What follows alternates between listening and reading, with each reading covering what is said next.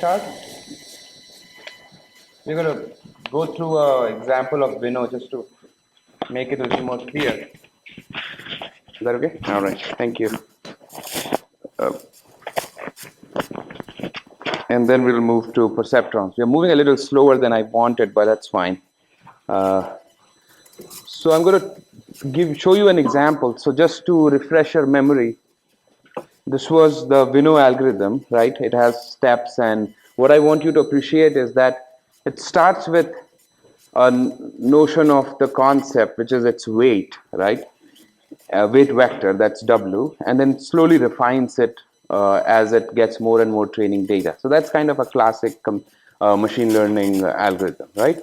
So I trust that you know what the steps are. So we are going to just look at an example today to understand how it works, all right? It might be good if I had that algorithm up here, but that's fine. All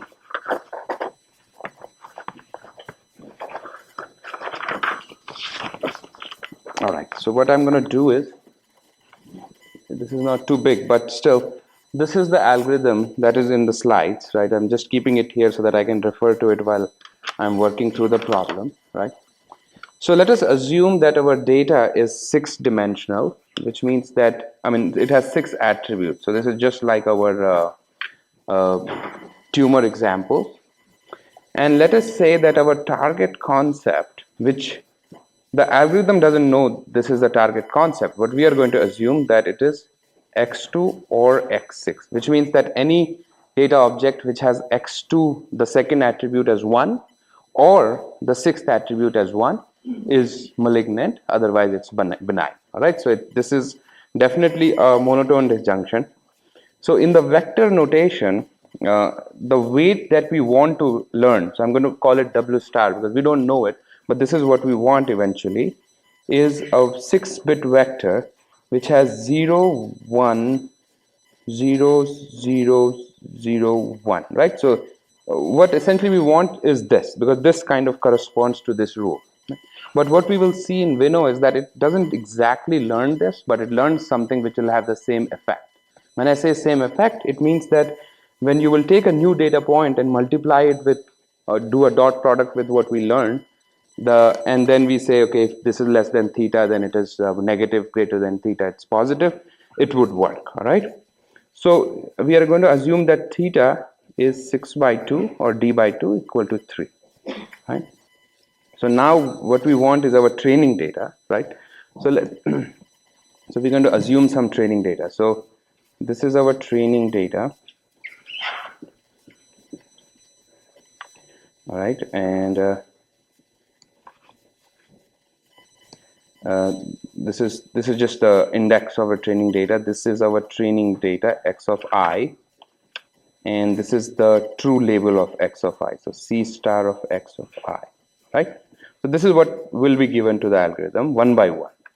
So let's say I equal to 1. The first instance is x1 bar, x2 bar, x3, x4, x5 bar, x6, right? And of course, this, since we know the target concept, so we know this is going to be positive because x6 is 1 in this case. So this is a positive example. So let us say this is our initial training example that we get, all right? So of course, in Vino, we first assume that W is all ones, right? So I'm going to say 1, 1, 1, 1, 1, 1. This is our initial W, right? The first thing we do is, in Vino, if you remember, we compute W transpose X of I, right? So we compute this value W transpose X of 1 because this is the first instance. So this is I equal to 1. Now, how do you compute this? So here I'm writing it in this form, sort of this logical form, but you can also think of this as a vector, bit vector with 0, 0, 1, 1, 0, 1, right?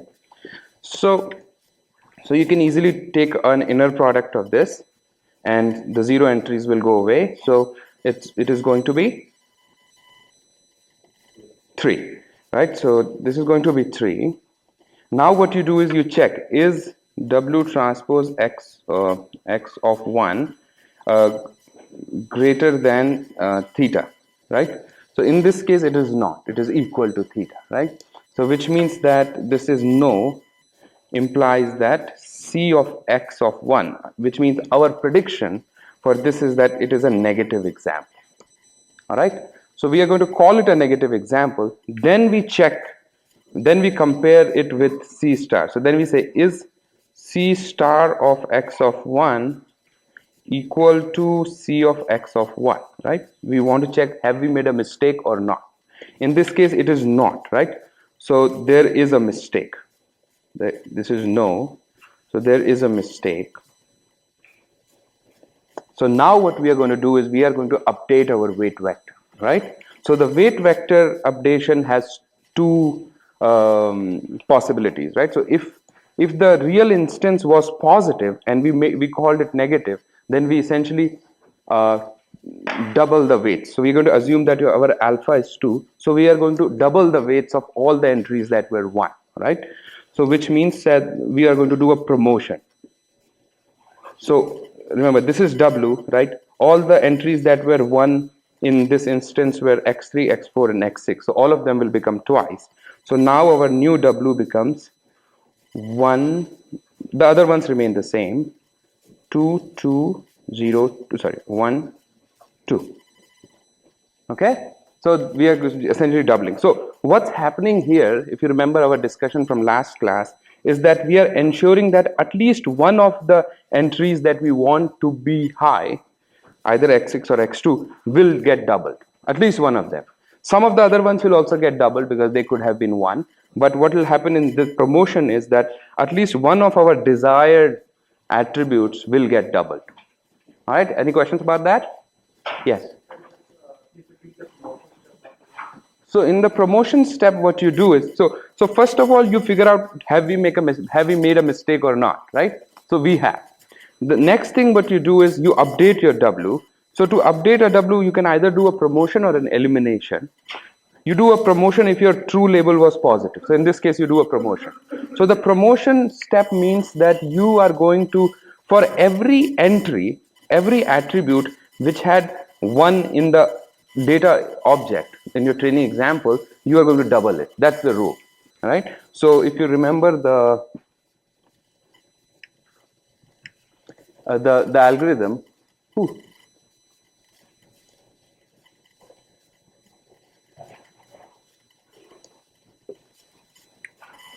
it is somewhere there.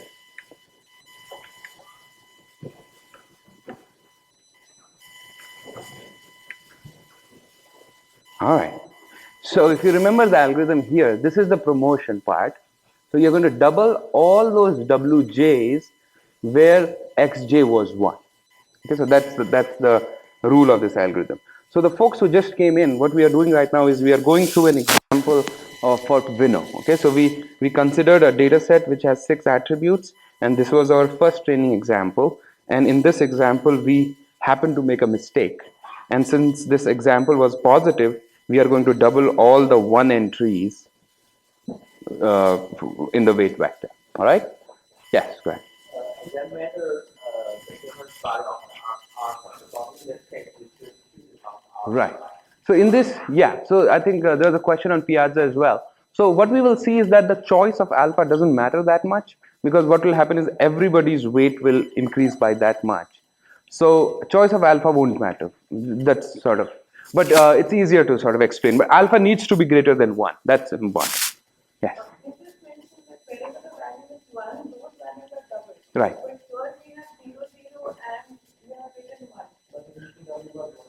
No, so we are going to double the values in W, but looking at the data object. Okay, so the data object will tell us which entries to double, but the doubling will be happening on the W, because that is the thing that we are trying to learn. Any other questions? All right. So moving on. So let's say our I for 2, the second example is this: x1, x2 bar, x3, x4, x5 bar, x6 bar. Okay. So so this is our second example. In the sort of a bit vector notation, we can write it like this: 1 0 1 1 0 0. All right. And this certainly is negative, because our true target concept needs at least one of these to be 1, right? So this is negative. So now let's see what Vino does for this one. Okay, so I equal to 2. So our weight is this right now. So we are going to compute W transpose X of, we're going to compute W transpose X of 2, right? So which means we are going to take this and take its inner product with this. So that value is going to be 1 times 1 plus 2, 3 plus 2, 5, right?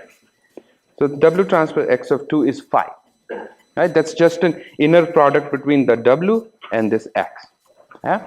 Now the second thing we want to say is what should be its predicted label. So we check, is W transpose X of 2 greater than theta, right? So it is, yes, right? So which means that we are going to call this instance, not we, but this algorithm is going to predict this to be positive. All right. But so then we check, have we made a mistake or not? So then we check, is X of 2, C of X of 2 or C star equal to C of X of 2, right? So we call it positive, but it is actually negative, right? Which means that we have made a mistake. So this is no. So there is a mistake. Next we check, do I have to do a promotion or an elimination? So if the true label was negative, we do an elimination, right? So which means that we have to do an elimination. Now what happens in an elimination? In an elimination, we look at all the entries of your training example, and wherever it was 1, we set those entries to 0, right? Which means that your new W in this entry, and this. So first, third, and fourth will become 0. First, third, and fourth. So 0, 1, 0, 0, 1, 2. So this is your new weight. All right. So what you see now is that even though we do not know what the true concept is, I mean, this algorithm doesn't know it, but it has done something which is right? Because it has turned all those bits to 0, which are not part of the target concept. And why did it, how can we be sure? Is because this was truly a negative example, which means that any one that it had would not have belonged to your target concept at all, because it was a negative example, right? So whatever you turn to 0 is fine, right? So what you see slowly is that it is coming to where we want it to go. And then you can take third example. Let's say the third example is x1 bar, x2, x3, x4, x5, x6. And let's say this was positive, right? So if this was positive, so in the bit notation, we can write it as this, 0, 1, 1, 1, 1, 1. This is positive because both of them are actually 1, right? So now what we do is I equal to 3. We are going to compute W transpose X of 3, right? And W transpose X of 3 would be this and inner product with this. It will be 1 plus 1, 2 plus 2, 4, right? It's going to be 4. And then we check, is W transpose X of 3 is greater than theta? And we say yes, it is, because theta is 3. Then we say, so then that means that C of X of 3 is positive because it's greater than theta. And then we check, have we made a mistake or not? So is C star of X of 3 equal to C of X of 3? Yes, because it is a positive example and we are calling it positive. So no mistake, which means that we do not do anything to our W, right? And so on. So I'm not going to go through the entire example today, but I'm going to also add this to our scanned sheet. This is a sheet, excuse me, this is what I worked through. So I had a big data set and I was trying to go through it, right? So what will happen in the end is that after your training is done, you will be left with some weight vector. So for example, if we had stopped here, this would be our weight vector. And then we would have used this to classify new data points as positive or negative, right? And what Vino guarantees is that after log 2 of k mistakes, so after those many mistakes, it would not make any more mistakes. All right, so that is the property of Vino.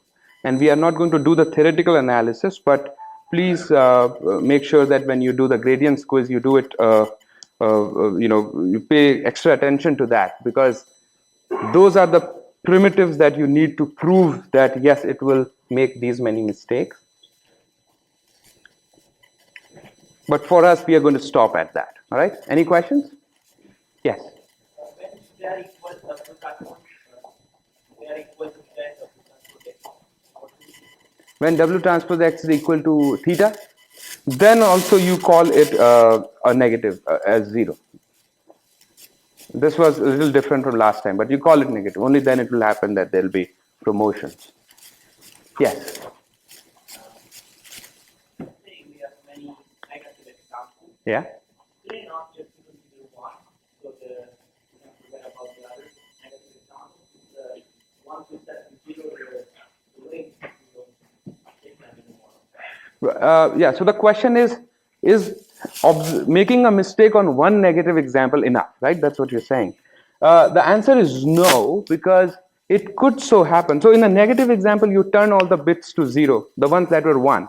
But it could happen that some of the bits, some of the attributes that are not part of concept could be 0 as well. So you would not set them to 0. You see, like in this one, right? Here is where we made a mistake, right? This was the negative example, and we made a mistake here. So see, in the example was like this: 1 0 1 1 0 0, right? So you set all these 3 to 1, but you didn't set the x5 bit to 0, because in this example this was also 0. So there is no guarantee that all of the ones that are not in the concept will be 1. Some of them could be 0 as well. Any other questions? All right. Okay, so let me go back here. Just concluding remarks about Vino, and then we'll move on. Is yes, this I mentioned last time. So you can actually prove that in k log alpha d mistake. So in our case, alpha was 2. So log 2 of d times k. K is the k monotone disjunction. You can prove that you would not make more than these many mistakes. Right. Go ahead. When you dump all the training examples, you look through the magnitude of the involved with those other. Not in this case. See, ideally, you want to learn this vector. Ideally, you want to learn this vector 0 1 0 0 0 1, right? But what will happen when you go through this is that that would not happen. Some of them will be 4 6 8, some of them will be 0, right? So the magnitude doesn't matter. The only thing that is guaranteed is that after making those many mistakes, which means after learning the perfect learner, it would give the same effect as using this. So it would be greater than theta, but the magnitude won't. You cannot interpret the magnitude in this case. Yes. Sir, says that Vino makes k log alpha d mistake. Right. So how do you think that? So the point is that this is a big O notation, right? So which means that the value of alpha doesn't really matter that much. You might feel that if I set alpha to be larger, the number of mistakes might change, but this is just a big O notation, which means that that would still be the same, because log 2 of d, in fact, I don't know who wrote it, but if you write it, see here, right? So anything log c of x can be written as log b of x times some constant. So in big O notation, it would be the same. So this just gives you sort of an asymptotic error bound, which means you would not make more than this times some constant. But this is just a bound, and not an exact number. All right. And then the last point I wanted to tell you is that even though Vino might seem like a very useless algorithm in terms of the hypothesis class that it sort of learns from, which is monotone disjunctions, but there are other variants of Vino as well, which can learn much, a little more complex types of hypotheses as well. So for example, KDNF and arbitrary disjunctions, which means they are not monotones. All right, but we won't look at those here. Yeah, it's a knot. I don't know why I wrote it like that, but it's a knot of x3. Right. Okay, so moving on. All right, so now we have done part 3 of our A section. So today we are going to look at some other algorithms as well. All right. Oh, sorry. I wanted to show you. So I also have like a notebook on the GitHub page, which you can see to look at a demo of Vino. All right, because this is a geometric algorithm, right? You have a line or a plane, and then you are sort of adjusting it as the point comes in. So go through this when you get time. All right. So the way this works is good enough, right? Okay. That's too big. All right. So first what I do is I create some data set, right? So here I'm assuming that's a three-dimensional data set because after three, I cannot show it to you. And then I just assume that this is the target concept, which means that X3 is the target concept. That's the disjunction. So these are all the data points that you can have for a three-dimensional binary data set, right? And then what I do is I also get the labels. And then I initialize my W, just like we do in Vino. Then then the next thing I want to show is the data, right? So this is the data because there are 8 points that are possible. So let me not draw this plane yet. So you can represent that data in a three-dimensional space, as I mentioned, x1, x2, x3. So each point is basically 1, 1, 1, 0, 0, 0, 0, 0, 1. And the type of the marker here denotes the label. So these circles mean these are positive points according to this concept. Where is our concept? Here. According to this concept, all the points that for which x3 is 1 are positive and everything else is negative, right? So this is our data set, right? Now we start with some W, right? So we assume that all of these are 1, all the weights are 1. So this is the plane that represents that weight vector. Okay, so this is a plane for which all the coefficients are 1. What you see is that it divides the data into 2 parts, right? But this is not a correct plane according to this concept because this point is below this plane but this is positive. See, ideally you want a plane such that everything above it is positive, everything below it is negative, right? So right now this is not the correct plane, but then what you do is you essentially implement your Vino algorithm, which is this, right? So what's happening here is I'm taking a dot product. So this is W transpose X. Then I'm checking if it is greater than theta, and that becomes my predicted label. Then I'm comparing it with my true label to see if I'm making a mistake or not. And if I'm making a mistake, then I'm going to do either promotion or elimination. If the true label was positive, I'm going to do a promotion, so 2 times, right? And if it is negative, then I'm doing an elimination. So that's a very simple implementation of Vino. But what happens after this is that now you can see your resulting plane, and this is what we want, right? So now this plane kind of divides the data set in 2 parts. Everything above it is positive, everything below it is negative, right? So when we go back, I would suggest that you can change your concept. Right now I used some concept. You can change it and then see how Vino sort of reaches the right answer. All right? Any questions so far? Yes.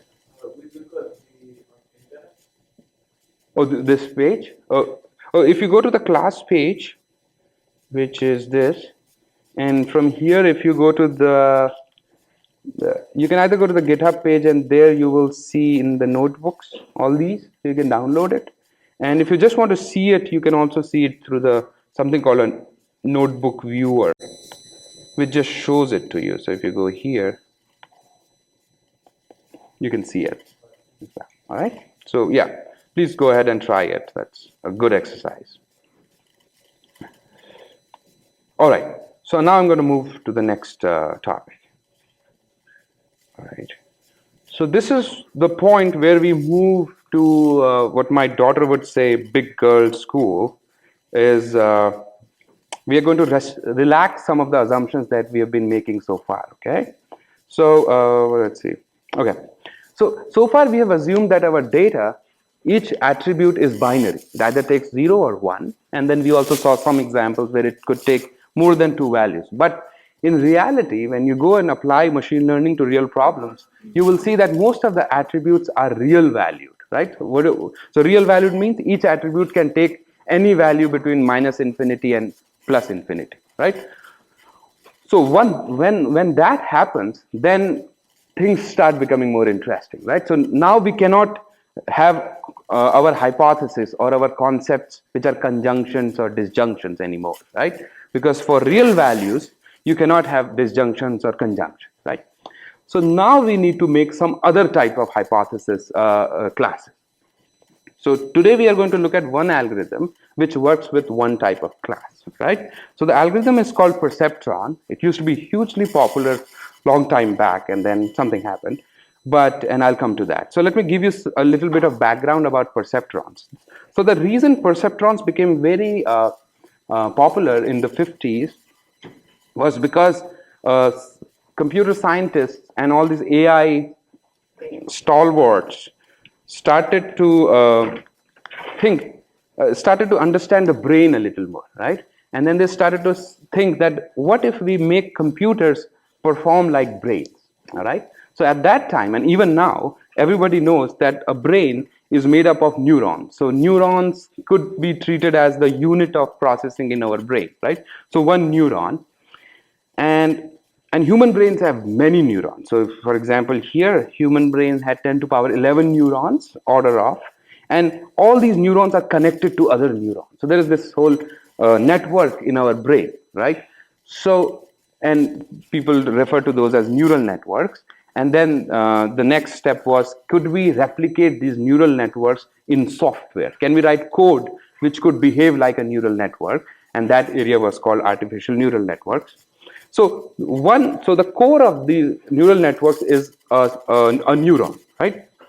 So what they realized was that a neuron works like this. It takes inputs from external world. So the stimuli that is coming to the brain goes to each neuron. So each neuron is taking inputs and it combines them and it produces some outputs. All right. So they wanted to replicate that behavior. So the behavior that was that algorithm that they tried to create was called perceptrons. All right. It could perceive. That's why perceptron. So the way perceptron works is that this is sort of the structure of a neuron or a perceptron. I'm sorry, is that it takes some input data, right? Now this is your input vector. Remember that we usually represent our input example as a x, bold x, which is a vector, right? So these are the individual components of that vector, d-dimensional vector. Each one of them could be real values, could take any it could take any value between minus infinity and infinity. What a perceptron does is that internally it has this weight vector in it, all right?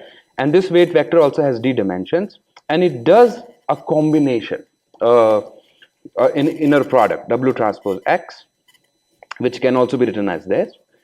Then it has a bias value going inside, that's your w transpose x equal to theta part, and then it checks if this is greater than equal to theta or not, and that gives you your prediction. All right, so this is pretty much like Vino algorithm, but this one does not assume that these inputs are binary or categorical. All right, question so far? So this will become a little more clear, but I just wanted to, you can explain perceptrons in many ways. So this is the direction I sort of tried to explain it by. We are trying to replicate how brains work, all right? Now geometrically, now let's see what is happening geometrically, okay?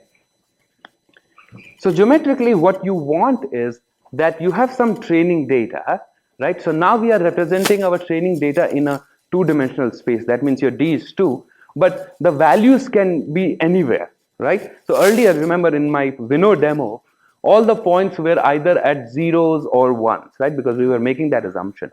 Now the values can be anywhere, right? And what you want to learn is a line which can divide the two types of points, right? So that is the hypothesis class that we are trying to learn now, right? So we are gone away from the disjunctions and conjunctions. Now we are trying to learn lines, all right? So remember that you could have learned anything. You could have learned a curve, you could have learned circles, you could have learned an arbitrary shaped curve that distinguishes between these 2 points. But that is a very big concept class. Okay, searching for the right answer in that might be very hard. So what perceptrons do is they make an assumption. So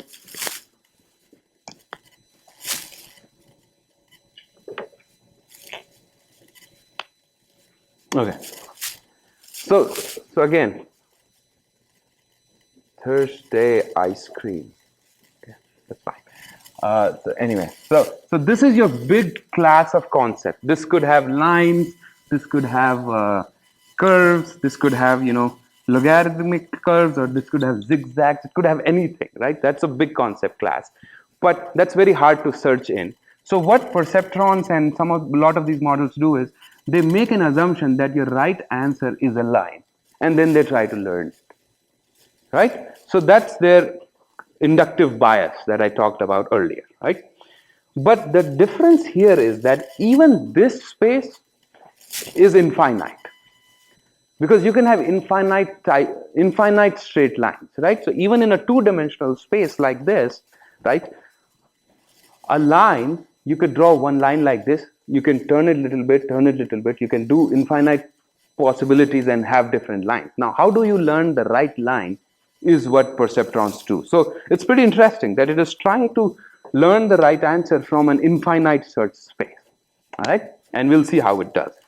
So before that, and we went through this a little bit earlier, but remember, whenever I say there is a line, right, if we are talking about a higher order space, so instead of two dimensional, if it's three-dimensional space, then it will be a plane, right? As we saw in the Vino demo, that in that case we learn a plane, but two-dimensional it's a line. A line is characterized by a weight vector W transpose and a bias theta. All right. So which means that any point that lies on the line, for that W transpose X will be theta. We went over this earlier as well. And then any point that is on this side, for that W transpose X will be greater than theta. Anything that's here, W transpose X will be less than theta. All right. Theta kind of tells you how far you are from the origin. All right. So if your line was passing through the origin, then theta would be 0, right? But here so that is why theta is called the bias, right? So if you didn't know anything about X, right? So which means, let's say X was 0, all zeros, the answer would be theta, right? Which means that you are at least theta away. So that's why we call it the bias. But geometrically, I'm assuming that you all are very familiar with this, right? So the task of the perceptron is to look at some training data, right? Some of these points, and then come up with the line that best distinguishes the two types of points. All right. So we will see how to do that. Any questions so far? So the one thing what we will do is just to. Oh, there's a question there.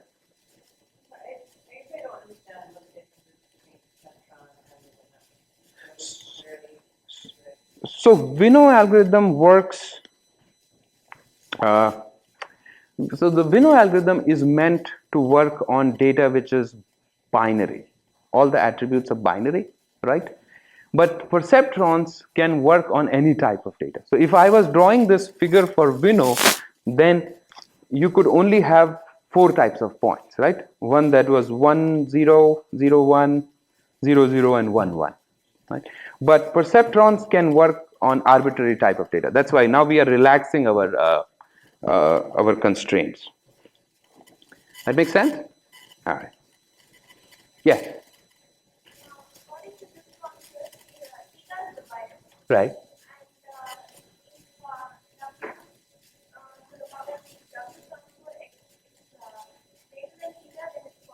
Yeah.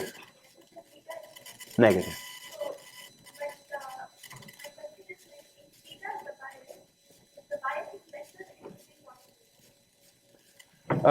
If the bias is lesser, well, see, you have to make a decision about a point X by looking at its attribute values, right? So let me see how to explain this. I see what your question is. But what I'm trying to say is that actually the value of bias doesn't, it plays a role, but it doesn't play, it's not the only thing that you want to be concerned about. So perceptrons. See, geometrically, any line can be written as this, W transpose X equal to theta, right? So this theta is, in the geometry domain, they call it the bias, right? That's the only notion that we need to think about. Now, what the perceptron does is that the perceptron rule is that W transpose, if W transpose X is greater than equal to theta, then C of X equal to positive, else C of X equal to negative, right? That's how it works. So it doesn't matter what theta is really. I mean, theta also matters, but both things. So what will happen is, if I go back to this, right? If your theta is small, if your theta is smaller, your line will shift towards the origin. So the effect of theta is, oh yeah, that's another thing. So if I change theta, right, what will happen is that your line will kind of move, translate. It won't sort of rotate at all, but it will just move, right? So theta helps you set it where you want it to be, right? And the effect of W is that determines the slope of your line. So if you change your W, your line will sort of, you can move it like this, but if you change the theta, it goes up and down, right? So having a small theta means that you're assuming that all of your negative points are somewhere here. You see what I mean? So you would have to learn the theta as well. In this case, see, in Vino, we were assuming what theta is. We're setting it to be d by 2, right? Or something. The reason for that was because all of your points were static. They could be only here, here, here, or here, right? But in this case, since these points could be anywhere, the theta also needs to be learned in our model. So let me get to the next slide, and that might make it clear. All right. So the first thing that we do to sort of make it simpler for us to understand. Now, there is nothing extra going on here. Is we do bias elimination. So the way we eliminate the bias is that we add another attribute t plus 1, and we set its value to 1. Okay. And then so now our data has become d plus 1 dimensional. There are d plus 1 attributes. So now we need to learn a weight vector which is d plus 1 length. So what will happen is whatever you learn, the last entry will be negative of your bias. So essentially what you're doing here is that you are forcing the hyperplane or your discriminating plane to go through the origin. All right. So that's the only effect. So let me try to explain it a little bit.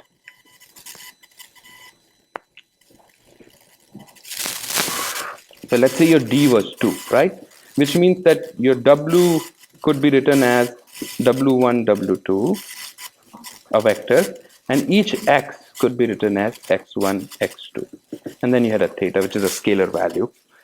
So we are trying to learn a line W transpose X equal to theta, right? And it's in a two-dimensional space. It could be like this.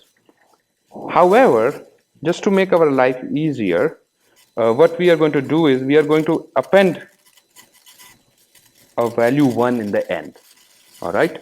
Which means that now our points are in three-dimensional space, right? So now our points are in three-dimensional space. And now this W, now you can write this W as minus theta. So now this line, this is actually equation of a plane now, right? Because there are 3 dimensions. What is guaranteed is that this plane will pass through the origin. It's hard to draw, but will pass through origin. Why?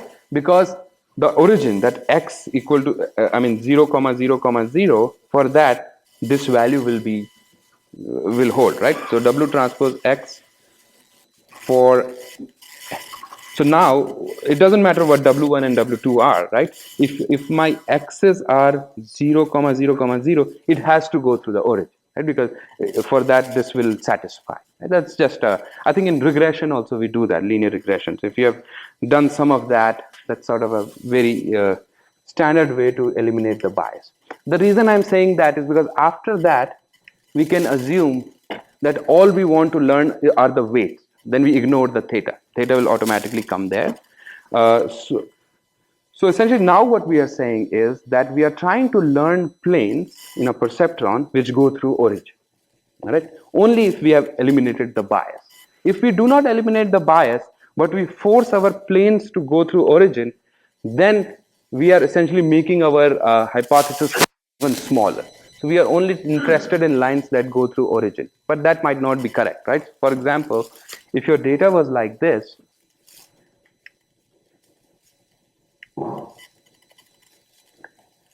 you don't want to learn a line that goes through origin because it will obviously make a mistake. But if you project it into three-dimensional space where you add another dimension and all those values are 1, then you can learn a plane that goes through the origin. All right? That just makes our sort of demonstration easier. Otherwise, everything else is the same. All right? So let me go on. So we did this. So this is our hypothesis space. And this is the algorithm. So it looks very much like Vino algorithm. There are some minor differences here. So here we assume that your initial weight vectors are all zeros, right? And then as the data comes in, you make this prediction. So you see, you check, is W transpose X of I greater than 0? If it is, then you call it a positive example. If it is not, you call it a negative example, right? Now remember that the reason we are checking it with 0 is because we are assuming that we have eliminated the bias, right? If we do not eliminate the bias, then we have to check if it is greater than theta or not. All right. So then you see, have you made a mistake or not? And if you have made a mistake, then regardless of what the true label was, you update your weights. You update your weights to this. So what is happening here is that if it was a positive example, right, or if C star of X of I was +1, then you would rotate it a little bit, right? So every time you change the weights, essentially you are rotating your plane a little bit. And I'll show you through a demonstration, but what it essentially does is that it starts with some hyperplane and it slowly adjusts itself until it reaches a place where you can distinguish between two types of points, all right? So let me show you that. Sort of works better. Okay, so this is our Perceptron demo. You don't have to worry about this part. These are just some parameters. Okay, so here is where I generate a sample data set. Okay, and you can go through it. But what I'm doing is basically okay. I can show you the data.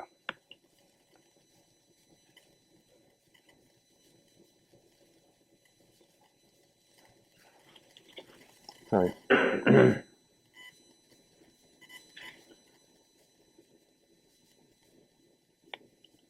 I don't do that. So I first only want to show you the data.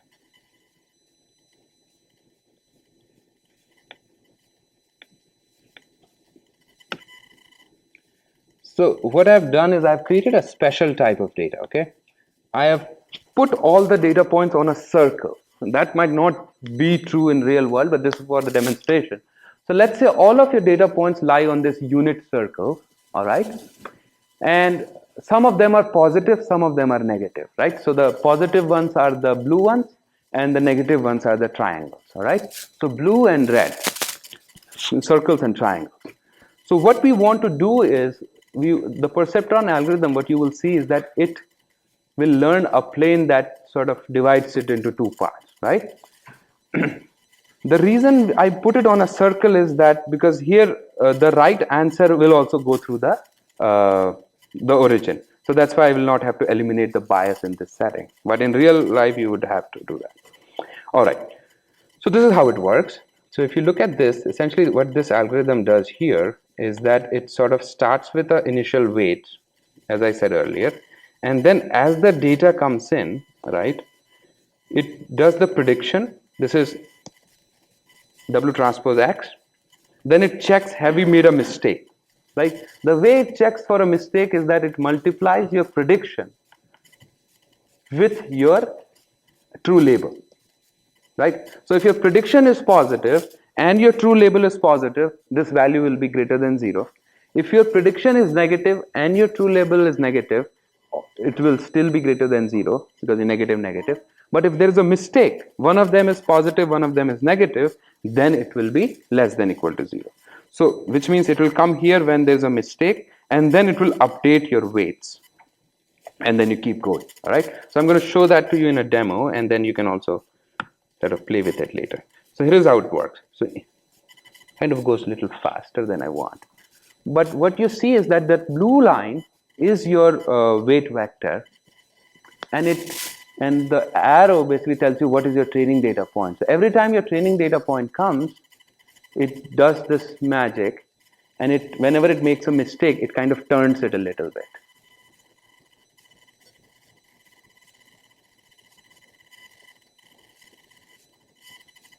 And here it stops. Of course, this is not a perfect, because it didn't look at all the training data yet. But essentially what it does is, the effect of that algorithm is that slowly it turns your plane or line so that it can correctly classify it. All right, let me do it just one more time. So you can try it at home as well.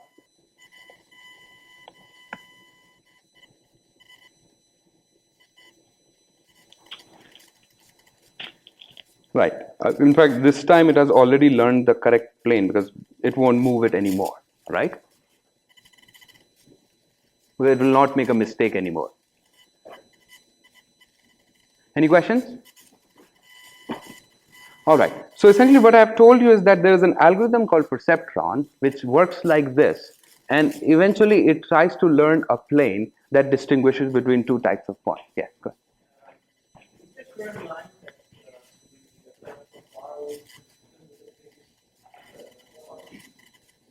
Yes. For this algorithm, somebody is posting on Piazza. In this algorithm, it does.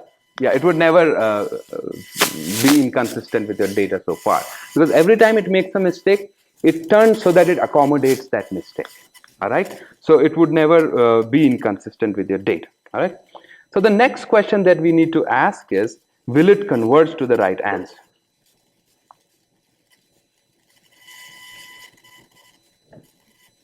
Right. So the question I'm asking is, will it converge, right? And that's a question that you ask to every machine learning algorithm, that will you converge to the right answer? Here what I can say is that it will converge if some conditions are true. All right, it will definitely. So for example, if the first assumption that it makes is that your data should be separable by a plane. All right, because that's your hypothesis assumption, right? Whenever you're making this inductive bias, what you're saying is that there is a line that perfectly separates your two types of points. Okay, if that is not true, for example, in this case, right, there are only 4 examples here. The 2 positive ones are across each other, and the negative one. So in this case, there cannot be a line that separates the 2 types of points, which means that your Perceptron algorithm will never converge.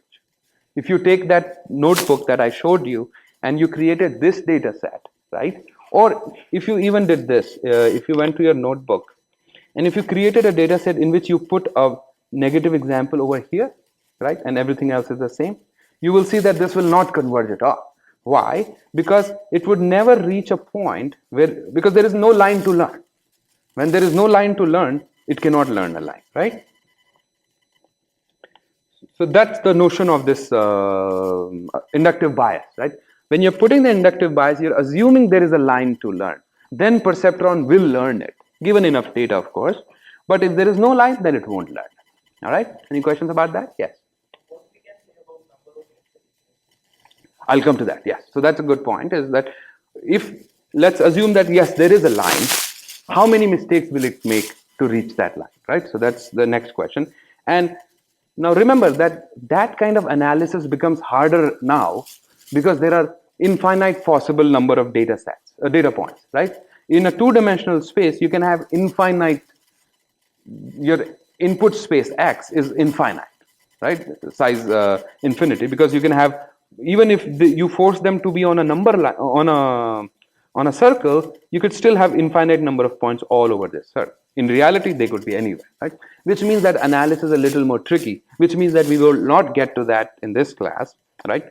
But if you are interested, you can follow this literature. What they say is that under these assumptions, you can make some proofs. So first of all, of course, this needs to hold, which means that there needs to be a line that truly differentiates it. There should not be any error in the data. This means that data is on a circle. That's why I drew it. So if these three things hold, then you can prove that yes, the number of mistakes that you make is this value. Okay. So let me just go through this one more time. So to prove this, to prove the total number of mistakes that you will make, you need to make certain assumptions. So number one, data needs to be linearly separable, which means essentially what this means is that there needs to be a straight line that you can draw in reality to put the points on either side. Number two, we assume no errors, of course. Number three, we assume that the magnitude of x is equal to 1, which means that data is on a circle. This is just to prove, right? In reality, it might not be, but if these things hold. And the fourth thing that to prove it, what they assume is that, let's say this is your circle, right? And this, whatever your data points are, plus, plus, plus, plus, plus, plus, minus, minus, minus, minus, minus. So of course, there is a line here. Oh, sorry, it's good. Right? What they assume is that I can prove the bound if you can guarantee me that there is a gap around this line such that there are no points between in this gap. So for this gap, if you can guarantee this gap, then what the proof says is that the perceptron algorithm will converge to the right answer in at most these many mistakes. So it will not make more than these mistakes, all right, to have a gap, right? But what this says is that, see, it's easier to have a very small gap, right? So you can say, okay, I can tell you that data, there will be no data in this gap around that true training data. But if this is small, the number of mistakes that you make is larger, right? Because it's 1 over delta square, right? So too many mistakes. So the bound is very, very, so bound is loose. And if this is large, then bound is tight, right? Because this will be small. But then you're making a very weird assumption that, you know, for a very large area, there is no data point there, right? So the point I'm trying to make is that even though you can get this bound, it's not very useful, all right? Because you need to keep this small to get a reasonable bound. But if you're keeping this very small, then the number of mistakes that you're getting is very large. So that's the problem. So don't worry about it too much. The reason I tell this is because this is what essentially killed the field of perceptron after 1950. Is there was a book called Perceptrons by Marvin Minsky, who gave this proof, and it essentially said that perceptrons are not very useful. But in the next class, we are going to see neural networks which are built on top of perceptrons, which are shown to be much better. Question? Delta is the assumption that you're making that that if this is your true boundary that you want to learn, you are making assumption that there are no data points plus minus delta of that true boundary. So for that, you can get a bound like that. All right. So